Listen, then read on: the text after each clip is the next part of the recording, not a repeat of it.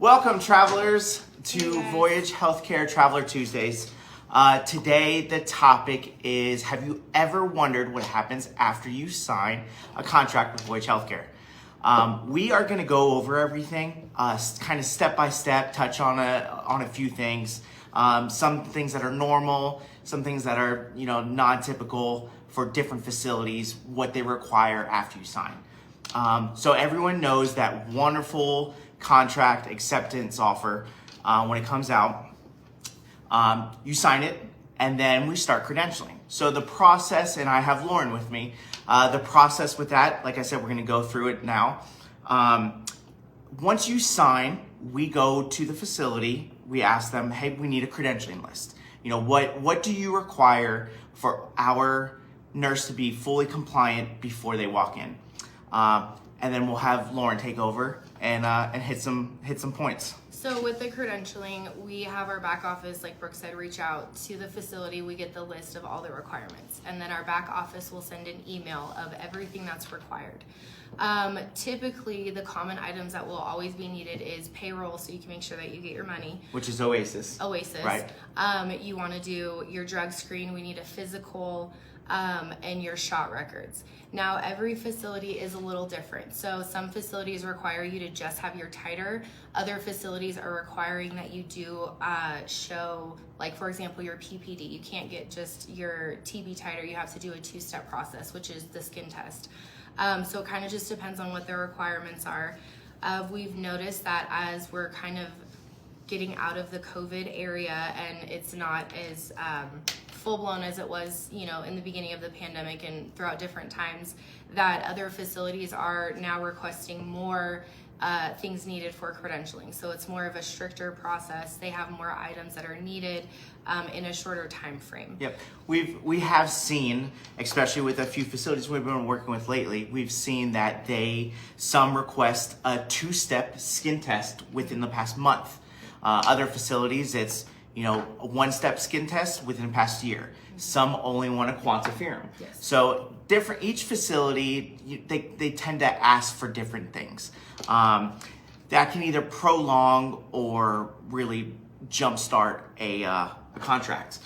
For most of our travelers, they have everything very fast. They get stuff in, as soon as they get the email, they'll get everything in. Hey, Brooks. Hey, Lauren. Here's this. Relias testing for the nurses. Yes. That's a big thing too. They go on, complete that right away. Now, for our nurses that get everything in, tell them what usually happens with that. So for the nurses that get everything in pretty quickly and they're very on top of it, we usually can get them to start a little bit sooner. The facility will clear them faster. They're able to get all of everything done, and there's a little bit of flexibility with that start date.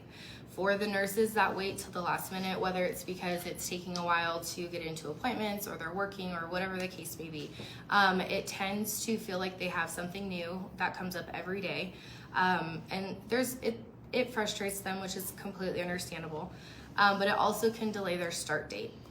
We've also noticed, because of some of the facilities and where we're at, they're adding other items in during the credentialing process. So if you're working with Brooks or myself, what I like to do is when we get the credentialing list, I will call you, text you, email you, whatever it needs to be. We're always in communication, and we go over all of the items that are needed. We set up a plan and saying, hey, we're going to get this done by this due date, making sure you have everything. The credentialing process that we usually give our nurses is about 2 to 3 weeks, just to make sure there's enough of a window to get everything done, have the facility accept it.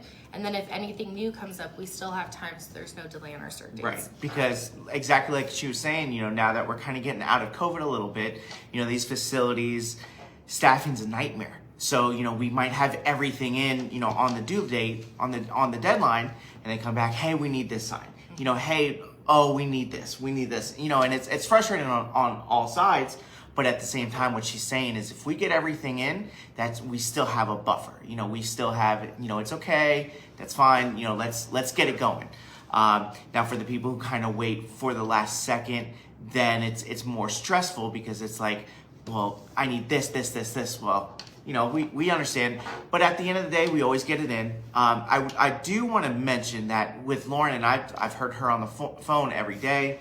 I will say that there's been multiple times she's on the phone with LabCorp, CVS, hotels, all these things to either help with compliance, help with housing, just to get the nurses going. That's a big thing that we pride ourselves here at Voyage on, is like I always say, is being personable. You know, you have Lauren taking, you know, minutes, hours out of her day, setting you up with a TB appointment, setting you up with titers, calling different hotels, finding out what the best rates are, you know, for the best price, you know, for your assignment. So we tend to do that a lot.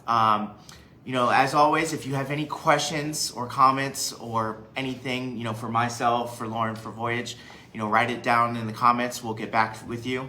And let's get some comments going on what you guys want to hear about from us, you know, whether it's myself as a recruiter, Lauren, Jeff, you know, credentialing process. If you want to hear from other nurses, you know, give us some ideas and let's run with it. So thank you for tuning in.